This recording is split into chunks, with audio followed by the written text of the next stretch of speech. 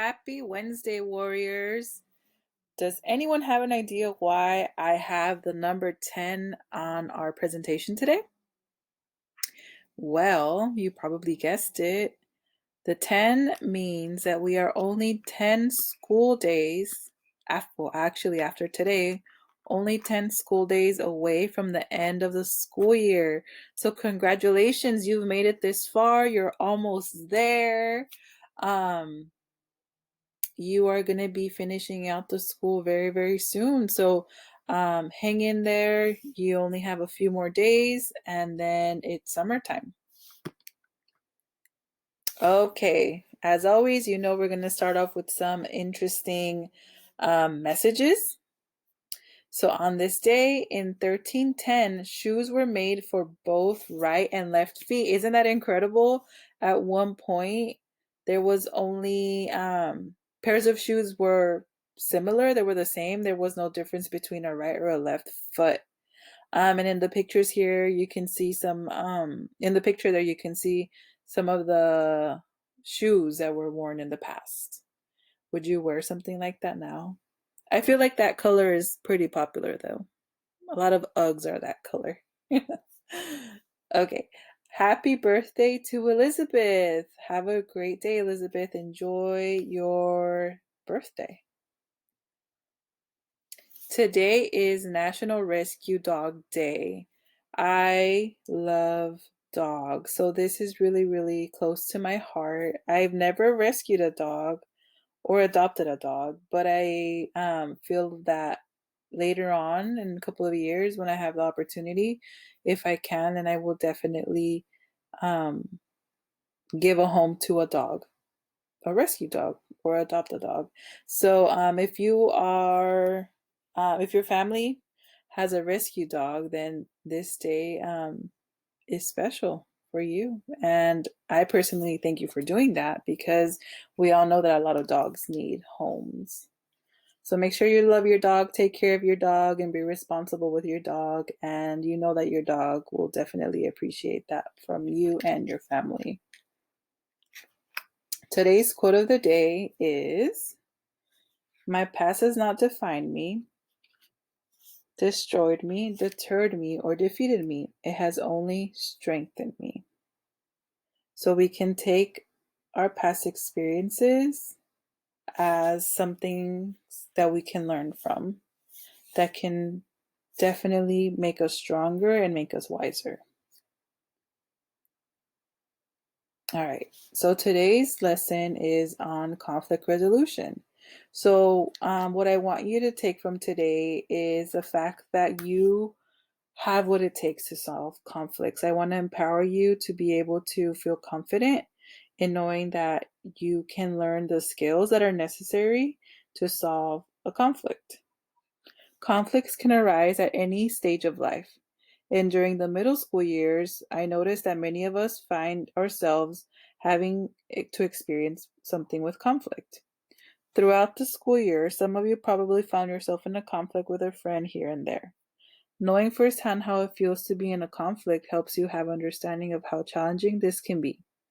Having a difficult time, having a conflict with someone impacts not only our relationships with others, but impacts the way we feel and behave in our social environments. Conflicts don't only happen between friends, they can happen between siblings, cousins, and adults. Today, you will be joining me on a journey of conflict resolution and empowerment. So, what about conflicts? So, we all know that conflicts happen, they're inevitable, and they happen at all stages in our lives. Um, it's really important to know how to handle a conflict because when you know how to handle a conflict, you will be able to overcome the conflict and face other conflicts in a positive way, and they don't always have to end negatively. So that's why it's very important to learn how to handle these conflicts. Let's see. So, our focus with conflict resolution is to empower you in feeling confident to solve conflicts in a healthy and safe way. Number two, to teach you the skills necessary to solve conflicts. And number three, to help you learn how everyone wins with conflict resolution. Okay, so let's see. So why is conflict resolution so important? It's important because it helps us stay safe. It helps us feel good about ourselves. It helps us build and maintain relationships with others. And this is very, very, very important because no matter if you have the best relationship with a friend or the best relationship with a family member, there's going to be problems. There's going to be conflicts. So if you're able to solve those conflicts, you are going to be able to maintain those relationships that you value so much. It helps you be respectful and to be respected. It helps the school climate so you can feel safe, and so others can feel welcomed. It helps our home and environment feel safe and welcoming as well. Okay, so conflicts. You may recall learning about a friendly frog in elementary school. Do you remember his name and her name? Well, that was Kelso and Lily. We learned some important concepts then about how to distinguish between our conflicts. During the middle school years, you can continue using those same concepts to help you decipher the severity of the conflict you are facing. A conflict is a problem you are having. So, remembering that all of us have had experiences in our lives, um, had different experiences in our life is always very important. Some common examples of conflicts that have come up this school year are, let's see if you recognize some of them, name calling,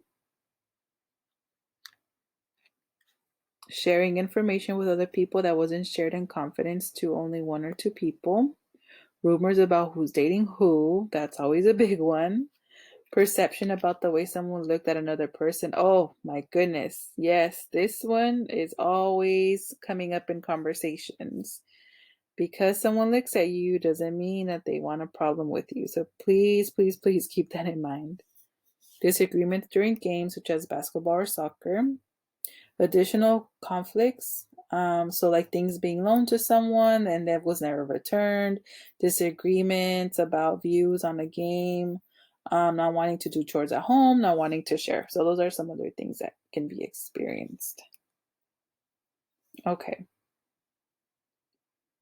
And we also have to keep in mind that what may seem like a no big deal to one person could seem like a big deal to another person. So we also have to remember that we all react differently to certain situations. All right. So the first step to conflict resolution is identify what your problem is. Number two, what type of problem is it? Is it something you can handle yourself, which is something that's not dangerous or it's a small problem? If you recall Kelso, is it something you need help with from an adult? So that's when you know that you need an adult to come in because it's something that's dangerous or potentially dangerous and it could be considered to be a big problem. Number three, work towards solving your conflict depending on the type of problem you're having. It is important for you to feel ready to solve the problem, making sure you're calm so that you can allow for the conversation to take place. This does not mean that you are okay with the problem. It just means you are open to solve it. So yes, keep that in mind.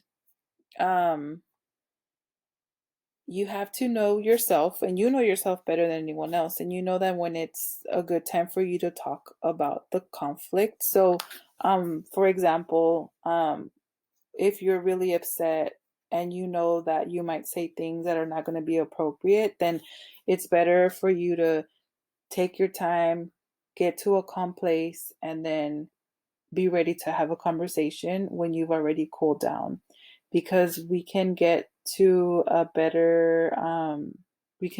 a better understanding of the problem when you're calm and ready to talk. Okay, so is your problem something you can handle yourself, which is keeping in mind it's not something dangerous, um, or a small problem? So these are your options to solve the conflict with the other person if this problem is occurring one or two times. Take a moment to relax by taking deep breaths in and out. Listening to music, being alone for a moment, and there's nothing wrong with being alone. I always want to emphasize that it's nothing wrong with being alone. It's actually really helpful, especially when you're upset. You can walk away from the person, ignore the other person, talk about it, empower yourself by asking firmly and clearly for them to please stop. Use I messages to express your feelings. So, for example, I feel, fill in the blank with a feeling word, when, include the action, and I would like for you to please stop. So, this is an I message. Okay. So, try to come up with your own agreement first and then. So, example, first we can fill in the blank with an activity, then we can fill in the blank with an activity. So think about what's something that you would want to fill in those blanks with. So for example, for the I statements, I could say something like, I feel sad when you call me names and I would like for you to please stop. Okay, let's talk about it. If you have decided to solve the conflict with the other person or persons, keep these steps in mind. Remember, being ready to have a conversation and being calm is crucial when solving conflicts, as this allows you to listen to the other person and allows you to communicate. We all like to be respected, and when talking with about the problem, it is important for us to show respect, as this allows for open communication. I messages allow you to take responsibility of your feelings and allows the other person not to feel attacked, which in turn allows them to be receptive to what you have to say. If you don't have anything nice to say, or if you are feeling very upset during the conversation, don't say anything at all. Take a break instead. Listen to your body. It is always communicating with you. You may not agree on everything, and that is okay. You have your own mind, your own experiences, as so does the other person. You can agree to disagree. The goal here is not to see who is right or wrong. The goal is to find an agreement that helps you feel heard, understood, and respected to solve a conflict. And this goes both ways. And remember, if after you try to approach things on your own, and you're not able to solve the conflict, then it's a good idea to ask a trusted adult for some assistance.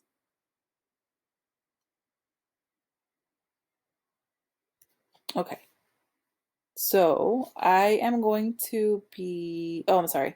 Again, reiterating that if it's something that you feel like you can be in danger, to always reach out to an adult and let an adult know about the situation.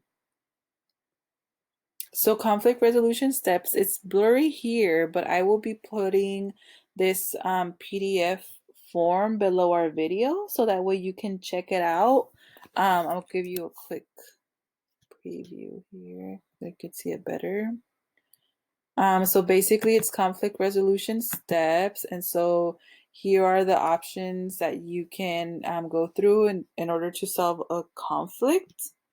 Talking it out, using iMessages, being a listener. So I will place all of this under our video on our website. Okay.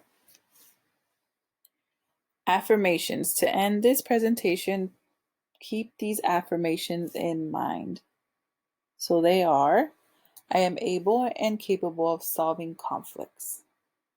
You are, and we all have to practice them. Sometimes we might feel very frustrated and we might think we can't solve a conflict, but we have to keep in mind that there are certain steps we need to follow, and it's always okay to ask for assistance. I am a problem solver. Solving conflicts helps me and others stay safe.